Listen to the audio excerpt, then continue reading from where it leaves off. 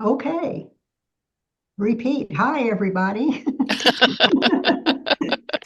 Uh, Welcome to the Muscogee County Genealogical Society. And Linda Morgan Clark is going to talk about mind maps, genograms, and genealogy. And she's going to tell us about two more tools on how to analyze and all of that stuff, all of our stuff. You'll learn the basics of creating 5-generation genograms and how they can visualize family relationships, health histories, family traditions, and more, and how to discover how to use mind maps for brainstorming, organizing, and planning your genealogy research. This presentation is ideal for anyone from beginners to more advanced researchers. Linda's in her 6th year as president of the Muscogee County Genealogical Society and has been a genealogist for 40 plus years. She's researching ancestors in Maryland, Virginia, New York, Pennsylvania, Ohio, Indiana, and everywhere else, including Holland and Wales. She's a member of the National Genealogical Society and several state and local societies, and is a member of the Oklahoma United Methodist Historical Society and the Oklahoma Conference Commission on Archives and History. She's an ordained elder in the United Methodist Church and ministerial member of the First United Methodist Church in Muskogee, where she serves as church historian and archivist. So please welcome Linda, and please also mute your mics, and we'll let her start her presentation. Thank you, everybody, for indulging me in something that is probably not some things that you may be familiar with. At the moment, I am attempting to get to my PowerPoint so that I can see what I'm doing. So give me a minute, if you would, please. I've got too many things in the way.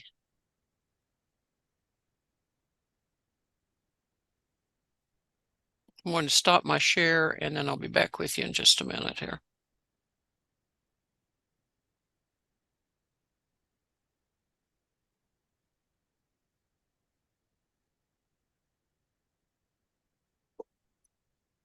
You know how you always get all set up and then something goes wrong. So something has gone wrong.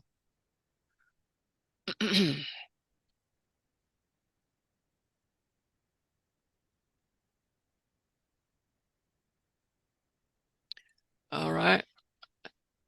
While my PowerPoint is reloading, we're letting some folks in. That's good.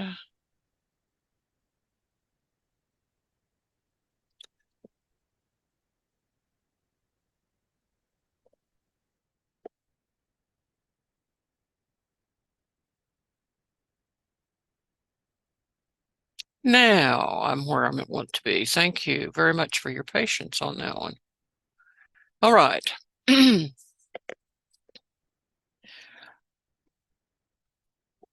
Now,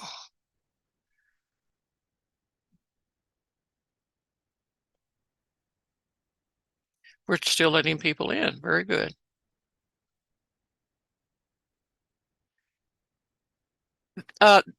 Mind mapping and genograms, or genograms as some pronounce it, are two tools that are a little off the beaten path. I'll grant you that.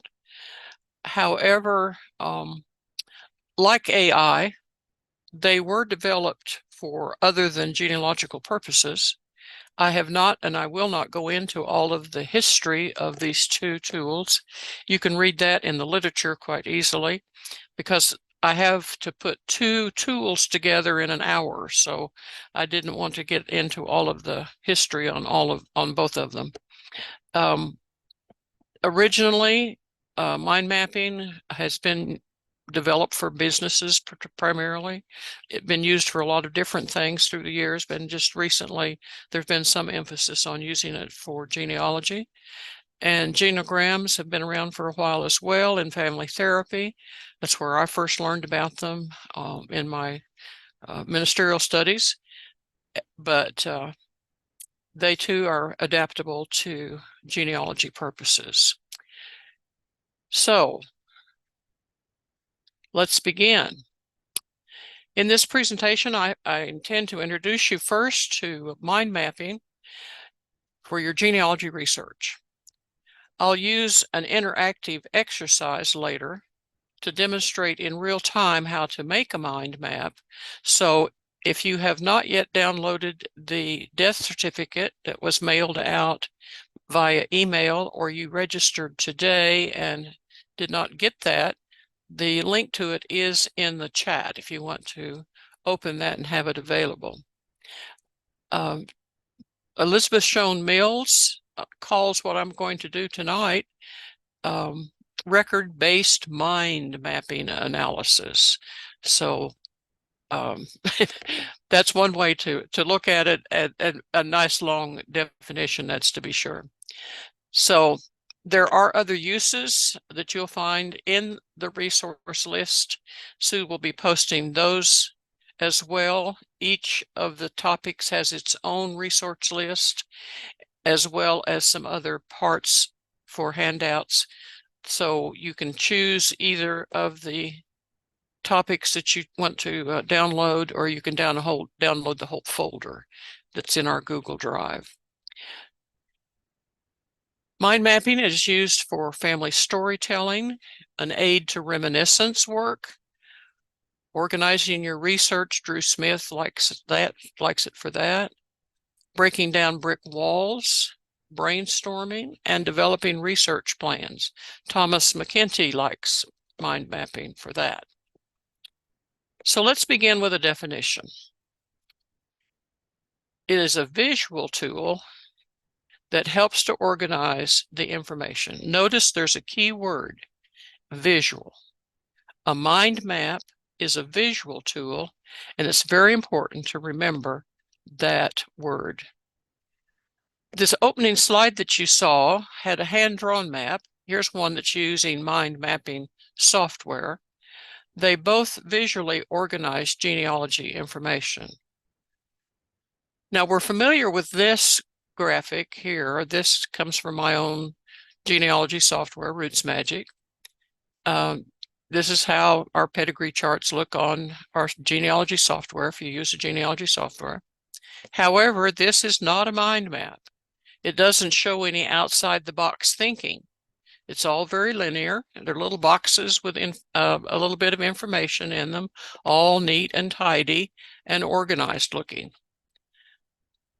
Now this is that opening slide again. This is a hand-drawn mind map that has absolutely no resemblance to a pedigree chart or a family group sheet. Here it is again. That same information was put into mind mapping software that I showed you earlier. And again, it bears no resemblance to a computer-generated pedigree chart. And here's a mind map you can stick on your wall. Here's another hand-drawn map. This one has some color and lots of things that aren't in little boxes. Mine usually look like that. And here's another mind map made yet by another mind mapping software. It organizes a lot of information. It's color-coded, and it's kind of easy to tell that it revolves around a focal point, which is a research question. And just to make things interesting, here's one I did with ChatGPT to help me analyze a copy of a letter that I had from my great Aunt Sally. She wrote to someone that she doesn't even name in her letter, and I was trying to figure out who she may have written the letter to.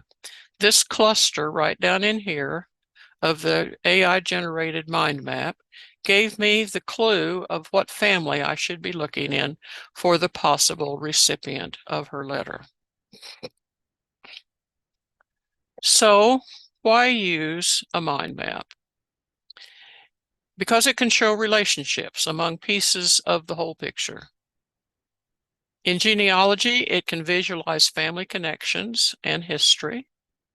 and it can identify missing information and give you possible research opportunities. So let's do our case study right off the bat here. I emailed out that copy of a death certificate. It is the death certificate of my great-grandmother, paternal great-grandmother, Lucy Annie Mitchell Reynolds. This is her Texas death certificate. I've had this for a while, and we're going to do a real-time record analysis of this record, this document. So let me change over now to my camera. So can you see that? The death certificates on the desk, Looks good. pens, writing instruments, and so forth. Okay, let me get my death certificate out of the way here. I'll show you this one later. But I have a blank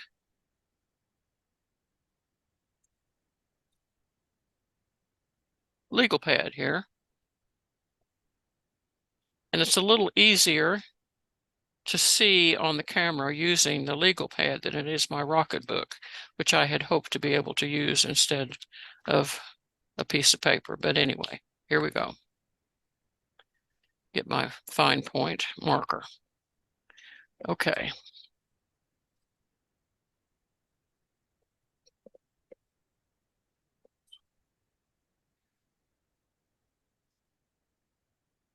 First of all, let's draw an information box in the center.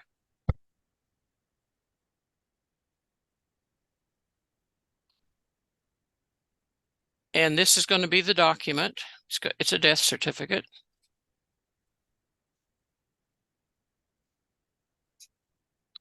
And it is of Annie. No, her name is Lucy Annie.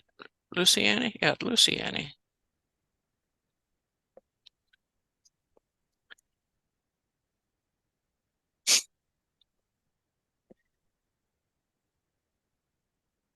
Now, if you were using software, these would be called nodes, these pieces here. And you'll notice I've drawn a line between them. So let's extract some detailed information, and you all can turn on your mic and offer up some information from the death certificate. So who wants to start one? Anybody? The name? Okay, How I've about got the death date? death date. Okay. Okay. Okay, I'm just going to do that for right now. Otherwise, I'd put the date in there. Somebody else? We can't see your what you're writing. Oh, I'm sorry. I switched back, didn't I? Okay, here we go. Change cameras on There you. you go. There the Okay. camera's on now. Birthday. Birth date. Okay, let's put that down here with her. She's a Okay. widow. She's a and why, widow. and why are you putting the birth date next to Annie? I just did it. There's no reason to rhyme.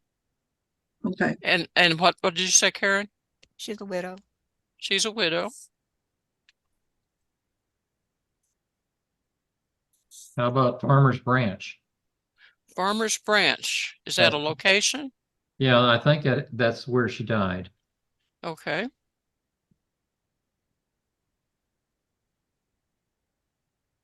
This is the location of her death.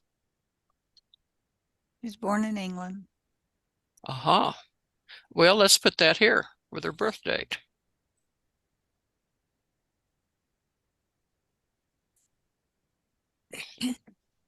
Cornwall.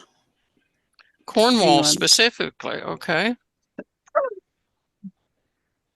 She was a housewife. Okay. So this is another part of her status. As a healthcare worker, I keyed in on cause of death. Oh, a cause of death. All right. Well, let's see. Where do we have? We've got the death certificate. Let's put that here. Okay. What about informant? The informant. That's what I was gonna say. Okay, let's, I'm going to do this one up here. And in this case, the informant is Mrs. S.R. May. Is that correct? Yes. Yes. All right. I'll be adding some information to that in just a moment. How about the cemetery location? Cemetery location. Okay. We've got another location. Mrs. S.R. May lived at Farmers Branch, but it doesn't say that your Lucy did. Okay. So the informant, this, as I recall, this was our Farmers Branch and the informant lived there. Okay. What was this one I was going to put up here? Oh, I forgot now what that one was. Cemetery. The cemetery. Oh, the cemetery. Cemetery. Cemetery. Okay. And where Place of she death. resided when she died, And where did she die? Yeah. her residence Dallas. at the time of death, Okay. which was Dallas. Okay. And she lived there 48 years. Okay. Now, this is something that you can always do with a mind map. You can put things that aren't necessarily in boxes.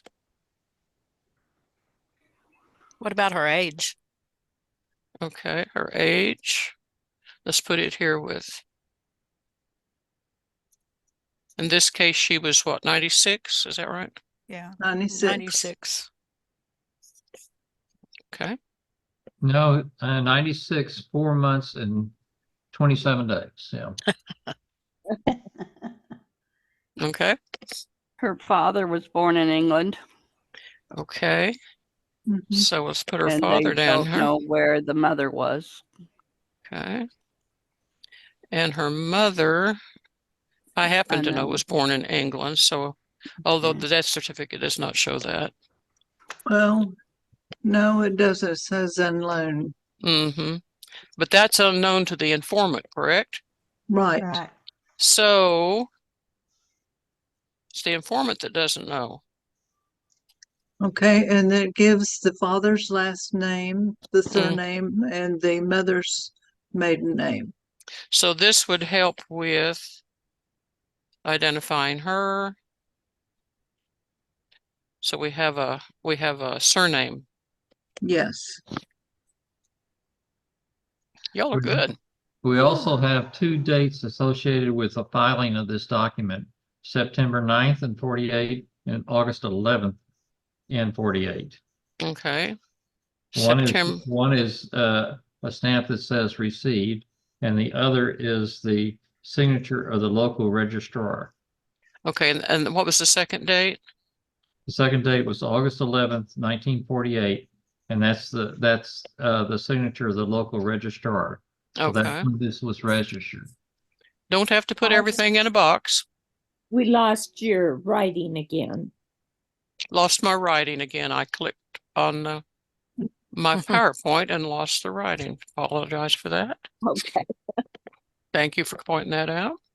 You This also is have this to is a see- this is a new venture for us, having a live demonstration.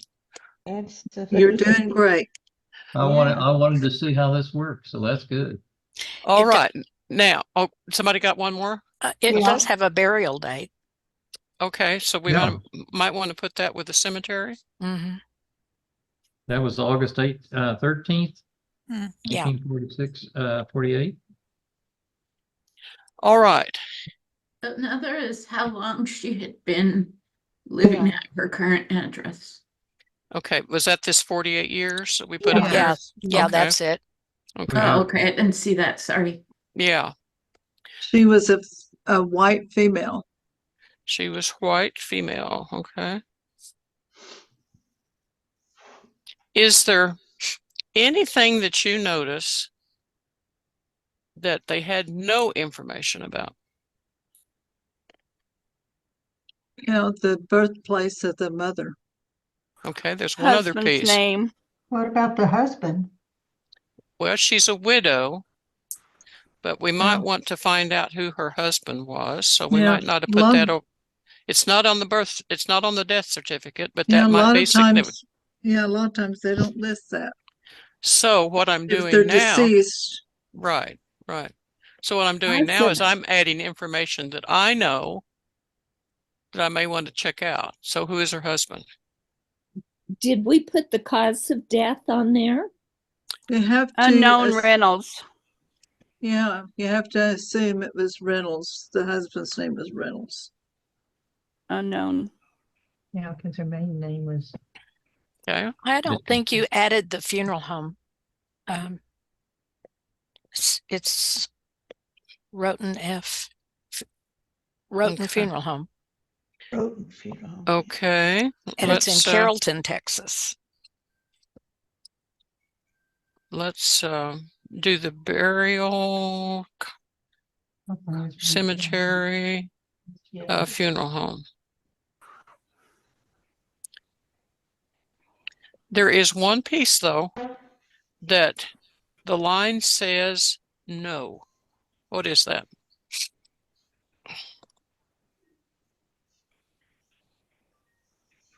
No. It's right at the top. None. Or none. It says none. Yeah, Social Security. Yeah. No social security number. Wow, that's interesting information. No, this Not is for 1948. Well, Mrs. May not have known that. Or So she if it, may- you got to or find she out may- who Mrs. May is. Or she All may right. have never worked. Or she Okay. didn't ever work because she was so old. Well, it says Yeah. housewife. It So says Yeah. housewife, and she's 96, so she may have not applied for Social Security. Right. Her husband's, she'd have got her Social Security through her husband. Maybe he died. Okay, let me say right now, at this point, you've raised a question, you've raised a research question, and that's part of the point of this. Because I have questioned this as well, and let me give you just a little background that I know.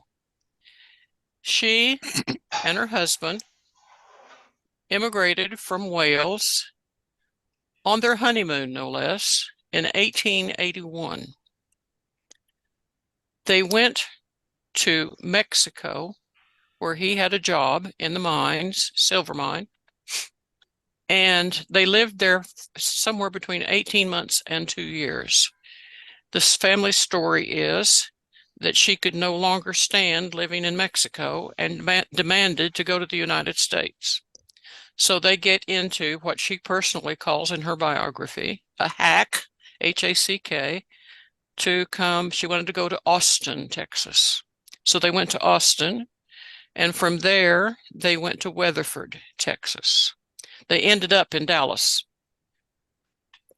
I know a lot of the information about Annie because my father, as a small child, was raised in her home.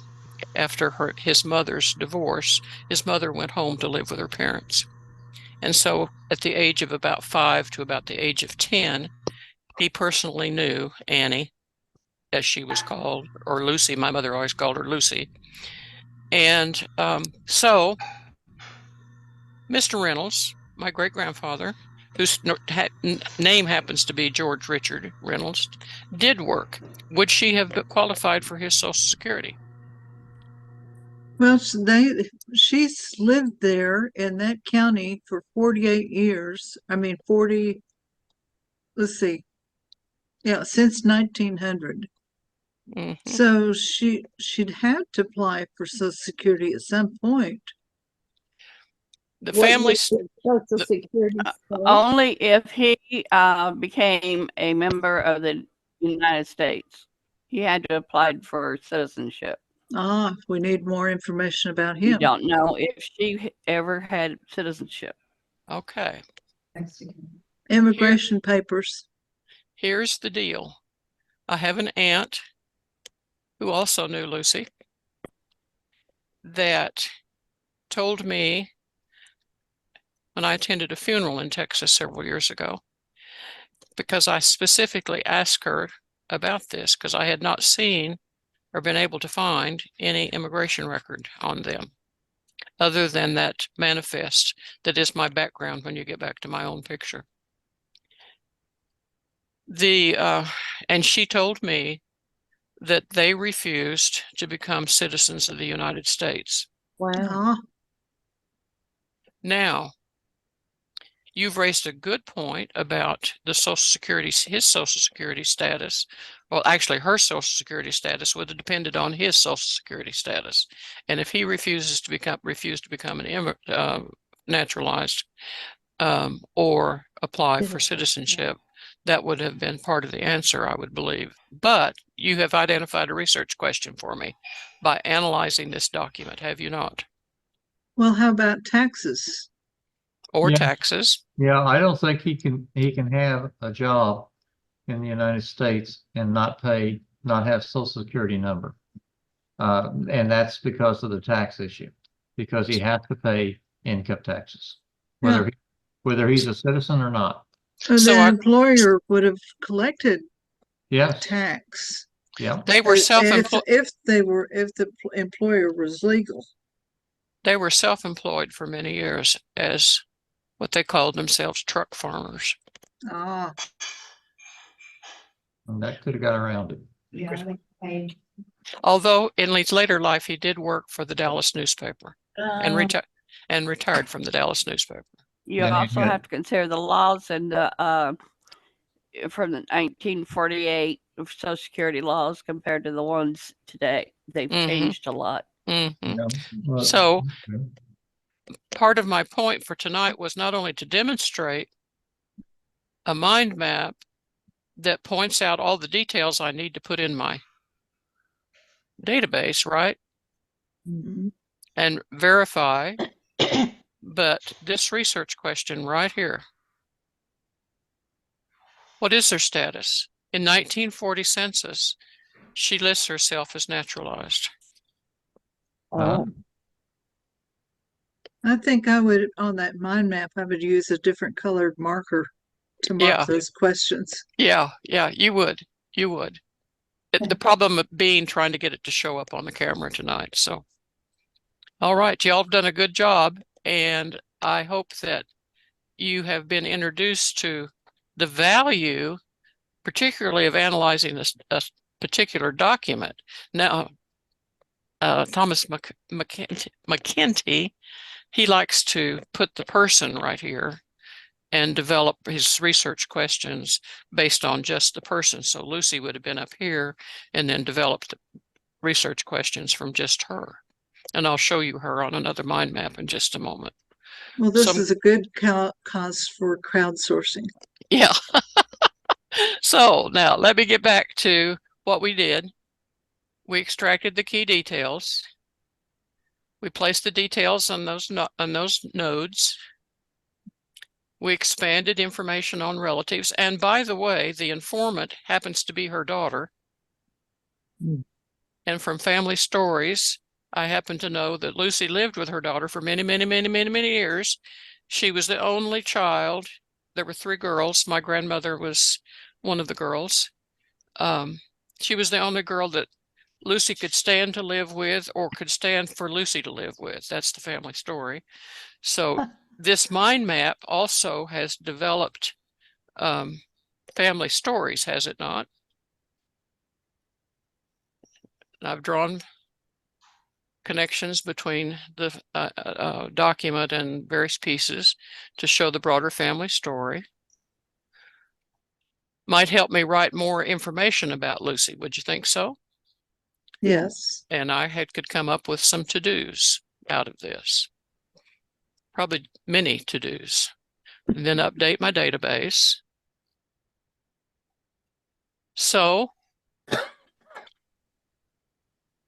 whether you use sticky notes on a wall, you hand draw one, you use GPT to create one, or learn to use mind mapping software, it makes no difference. Go visual and reap the benefits of thinking outside the box to further and or organize your genealogy research. So, what is a mind map?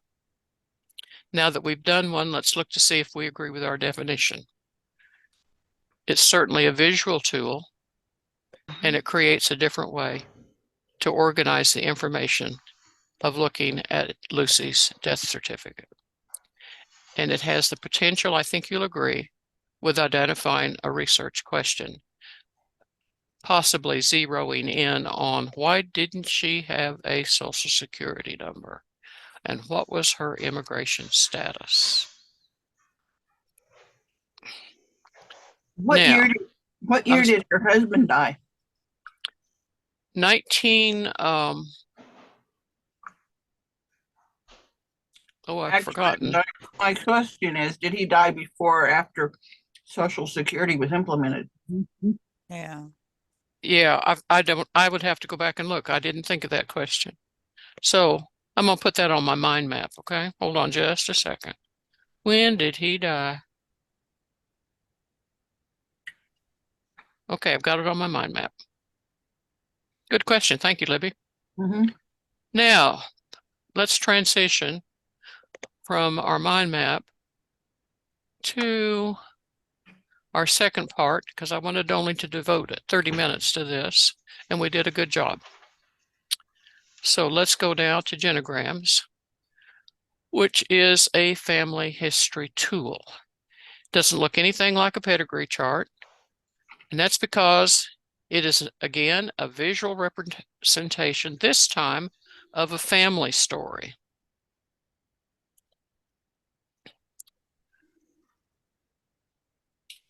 A genogram can illustrate what's inside us. They visually, there's our word, represent family relationships. We illustrate it by creating a family tree that talks. As you draw your family tree, as a genogram, it comes alive, revealing family relationships, medical histories, various hereditary traits, as well as emotional and psychological influences on family members. It's more than just a pedigree chart of data and facts. A genogram illustrates your family history.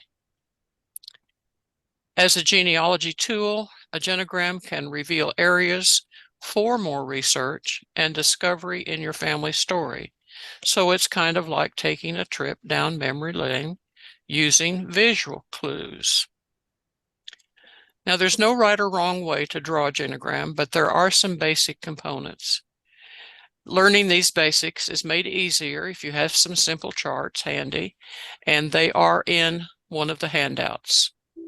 You may even find you have just a few favorites out of all those symbols that I show you, and that you may find online or in other resources.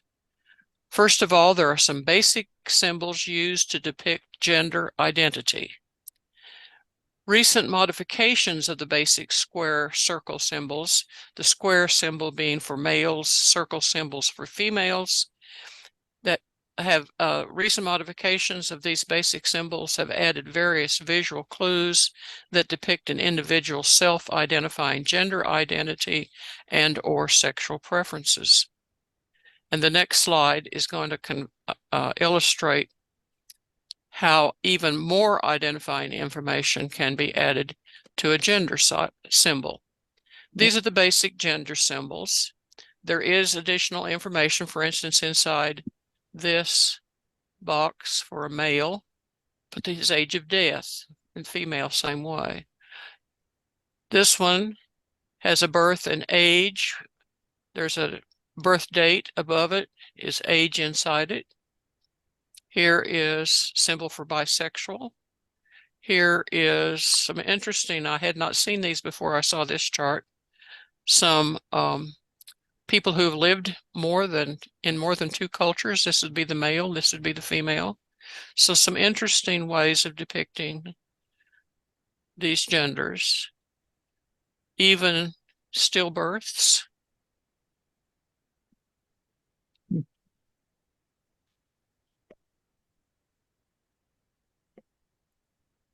Then marriages are depicted by adding solid lines, horizontal lines, connecting a couple with one line to represent each marriage. Divorces are shown with two diagonal lines cutting through the marriage lines.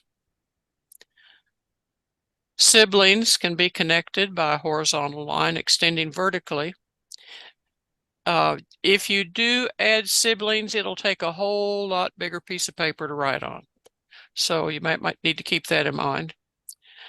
Children who are adopted can also be connected by having both the adoptive parent and the birth parent on the genogram. And here are some of those lines I was speaking about, these relationship lines. Here's a marriage, dotted line used for an engagement. Broke off the engagement here. Here's a divorce. I like this one, love affair. That one you might not want to show the rest of your family. How about death? Death.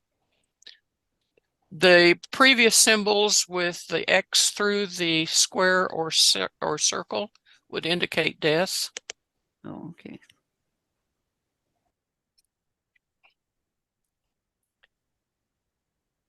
Again, using various lines, you can show relational dynamics between individuals, which can be illustrated for more visual clues about the individual's personal stories.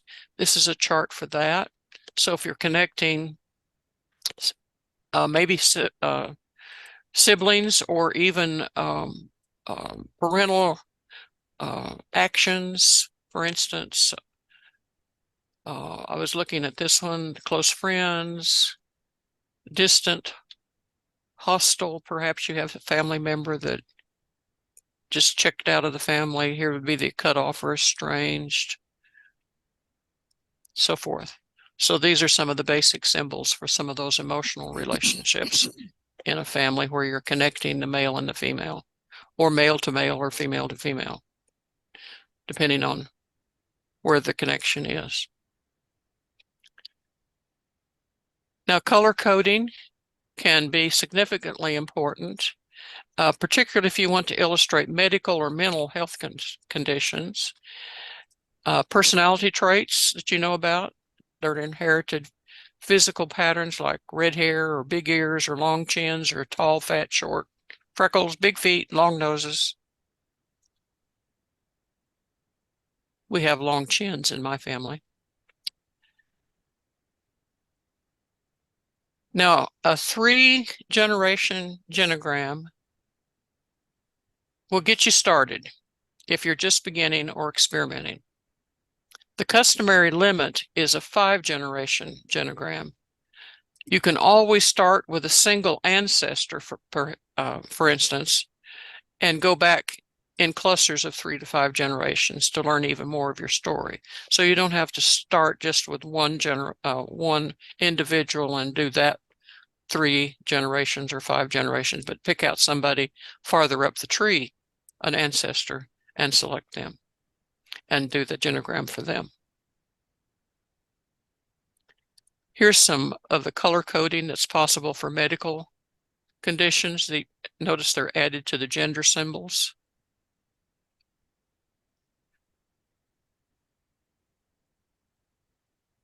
Now, these aren't set in stone. You can pick out whatever colors you want. Just don't forget to make a key to the symbols and lines and colors that you've used.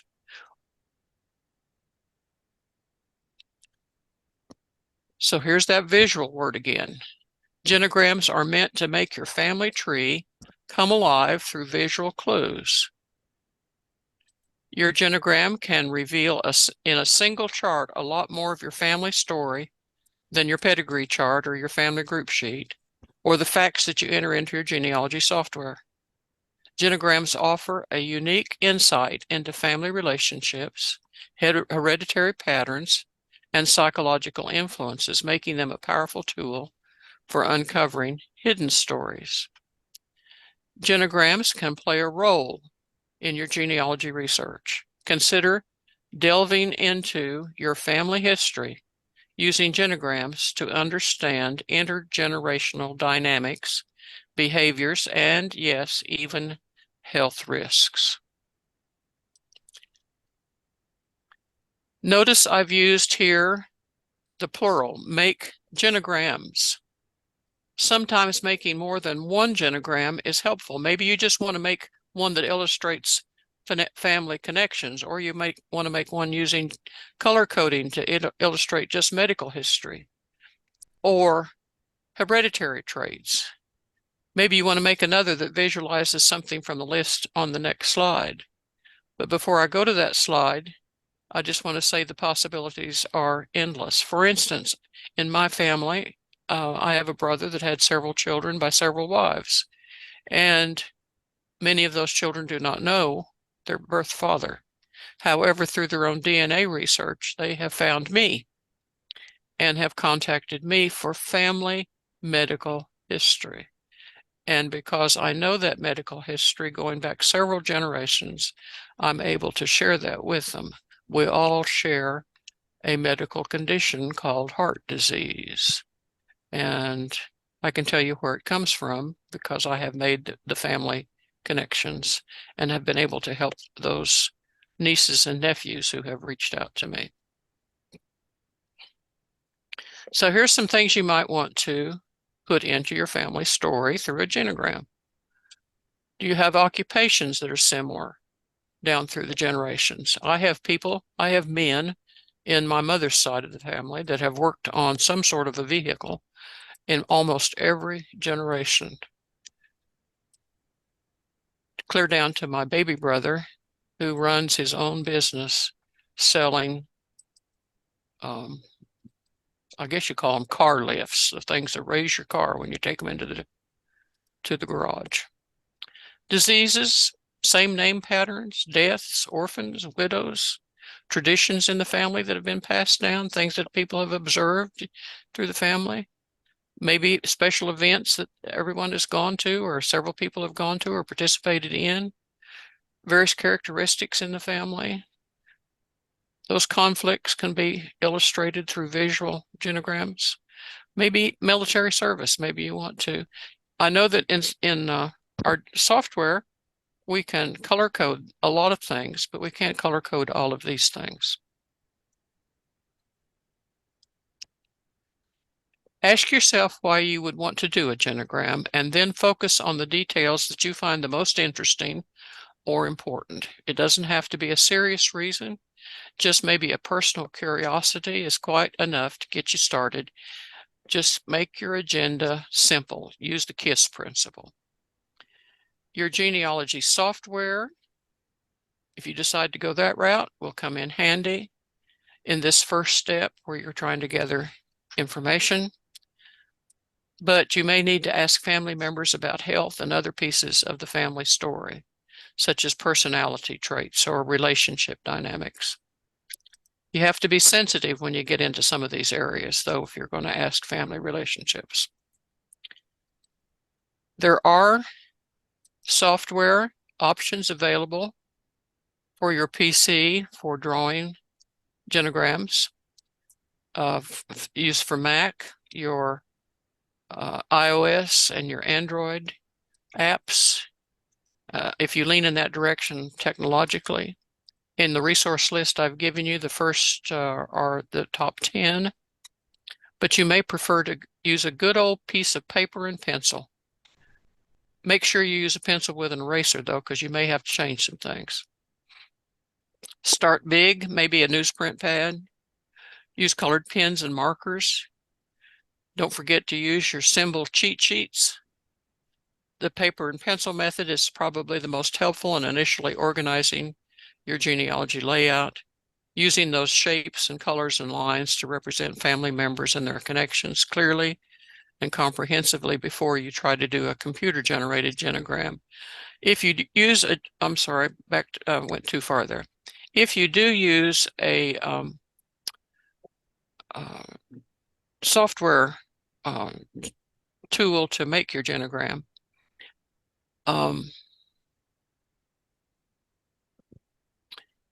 try to do the pencil and paper one first, because it'll help you create your genogram on the computer. And of course, you can always print out that genogram to share with family if you want to, or even add it to your family notebook if you feel like it would be appropriate to do so. Be sure to define the symbols by creating a key. The only way to make it make sense is to have a key when you decide to go back and look at it again or show it to someone. And maybe even add them as a media item in your genealogy software database program. You can put them on your iPad or your phone and have them readily available to share with your family. Like a mind map, a genogram can be an aid to reminiscing, telling stories, and that's becoming more and more interesting to people who are doing memory work with people who are in the stages of dementia. Is it time for you to do a genogram, or maybe 2 or 3 of your family history? Now, I will take questions. Robert had a question. How is mind mapping used in fan research? Depends on where you start your center, Robert. If you're doing for instance, if you're doing or this is the way I would do it. Let me put it this way. If you are doing a document, for instance, a will, and you have any number of persons in that will that may or may not be related to the person whose will it is, then you would add nodes for each of those individuals, and you might have a whole area of your mind map that you would draw one big circle around because you believe it might be the fans in the fan principle, or cluster the family on one particular area of the mind map. Okay, what I'm currently doing is a fan research project on a line of my family that moved from Virginia to Tennessee. Mm-hmm. And the records between Virginia and Tennessee are, for my family line, are relatively thin. And so what I'm trying to do is identify people that made that same route at roughly the same time with them from the same Virginia location and possibly other locations in Tennessee, Mm-hmm. and look at their sources and see if some of those are transferable to my line and haven't been identified yet. Does that make sense? Yes, that makes sense. I'm trying to think what you would put in the center of your mind map, because you do have to have a center. Oh, it's Lincoln, Tennessee. Tennessee, all right. A location. A location, all right. Yeah, because the only people that I'm going to put in it are the people that are in Virginia. So Okay. So that would limit both of them. So I want to see in Tennessee, and then if the locations, like if the counties border each another or something like that, that may be a key clue. For communications, because that's what I'm really trying to do. Yeah. And so that's how I'm wanting to do it. Uh-huh. So from your discussion, I came up with Tennessee as the center, and I was just As thinking, the center, okay. does that I make would, sense? yeah, that makes sense. And I would I would start with a very big piece of paper for you because I think you're going to have a lot of family clusters on that, branching out from that center. I just bought on Amazon the children's 11 by 17 doodle pad, Mm-hmm. or it's a paper pad, Mm-hmm. because I just found out another Denton line. I have 7 Denton lines down in my family, and I'm trying to make it to where you can go up in my tree and down in my tree on Ancestry and follow them, and it's very convoluted. Well, You might have to do that. What I was thinking about doing was starting with a paper size that fit this book scanner pad, and then I could digitize it easily. Yes, and I don't know whether they're still available, but used to, before we had all these technical things to use in presentations, all of us who did any kind of teaching would have a newsprint pad. You remember those things? Yeah. And they would come at the supply stores. They had these real nice white ones that you could tear off the sheets and Yep. had a sticky thing on the back and all of that. I would start for your project, Robert. I would start with something at least that large that you could stick on a wall or a door or something and Where do add you to it. find something like that?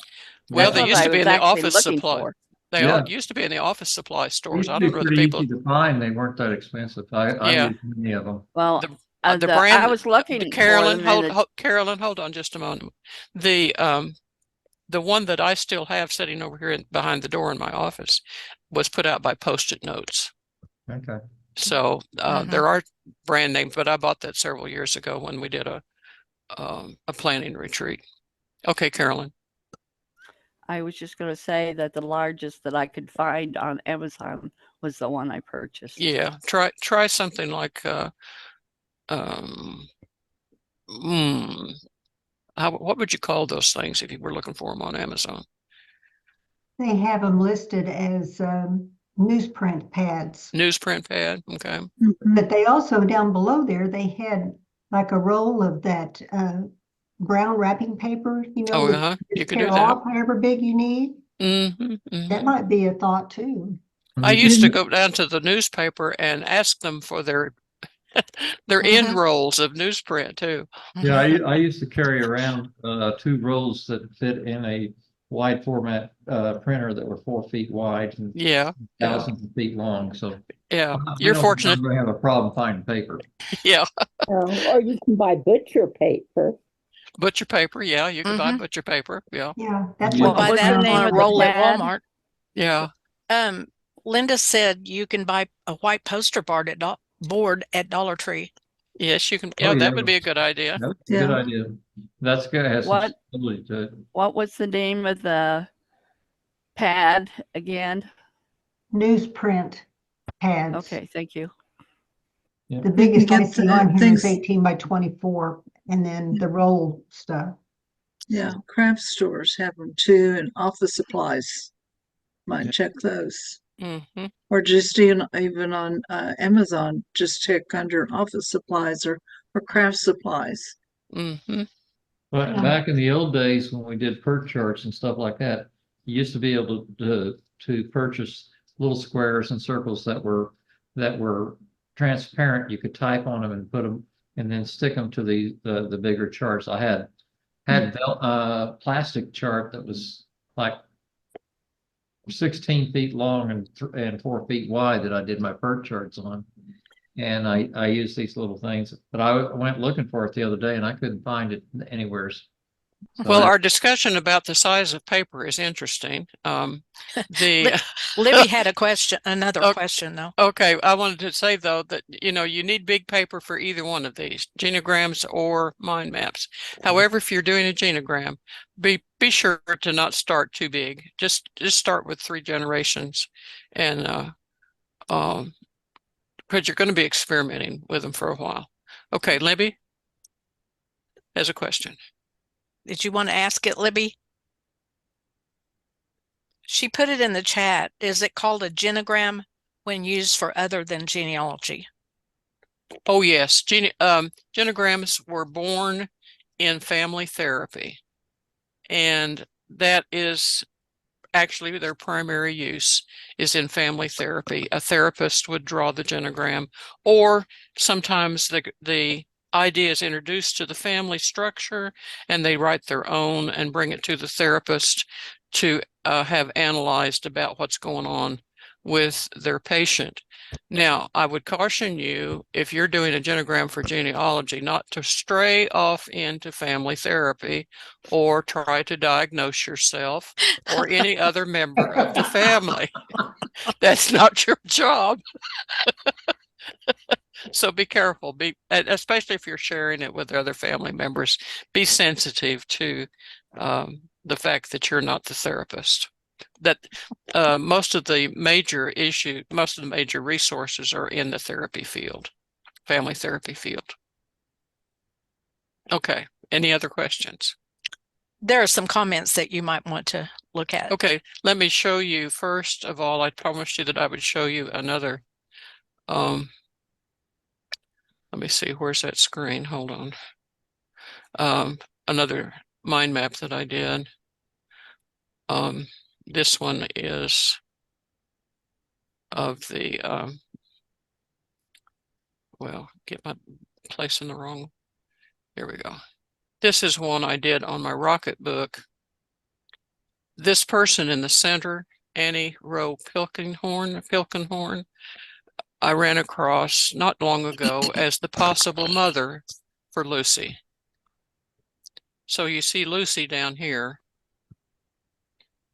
And then several things that I discovered as I was looking at Annie Rowe Pilkenhorn. First of all, this is where Lucy got her middle name. I got that part. But then there was baptism records, gave me additional family members, the parish, who performed the baptism was one of my questions. There's some things you see that are not in boxes. But this was something that I did just on my Rocket book real quickly as I was looking at a particular set of information that I found on a family. I think found it on Family Search was where I first ran across her name. And so just making a really simple mind map for coming up with some research questions. Okay, I have a question, Linda, on using, because I have a Rocket book too, but Rocket book tendency is to be not permanent. So your intention is not to save that mind map? Well, this symbol up here in the corner, left-hand corner, Oh, top that's left-hand right. corner, Yeah, you can scan it. you can scan it into a document. Or Yeah, you can just take a picture of it with your phone. Yeah, I forgot about that. Yeah. That's what I do. Okay. Good point. Okay. You said there were some comments? There are a few. All right. Well, thank you. I did ask another question. I asked a question about when you were doing the symbols. Was there a symbol for godparent? You can make up all the symbols you want. I was just all the lines you want. Just be sure to make a key so that you can understand when you go back and look at it. You've got the key there. Okay. It's a very flexible kind of technology, really, if you want to call it technology. Well, I appreciate you, Linda. Well, thank you. I kind of do some of the out of the box kind of things, don't I? And it's always interesting and educational. The last comment said that from Heather Robb that she appreciated the interactive nature of it. So that first one where you had the camera and you were doing all the Yeah, that was a new thing for me, and I've not seen anybody do a presentation like that, but I thought that was really important for us to have a live real-time demonstration. Right. I follow some crafters and they use cameras like that. Yes. Well, thank you very much for your attention and your questions. If you have any more questions, you can always direct them to our email address. Always happy to answer questions. Sue has put the links in for the resources. You'll find their software suggestions for both visual tools. You'll find resources to read, videos to watch, all that kind of thing. So you've got quite an extensive list there. Thank you. I'll turn it back to Sue. I think we're ready to stop the recording.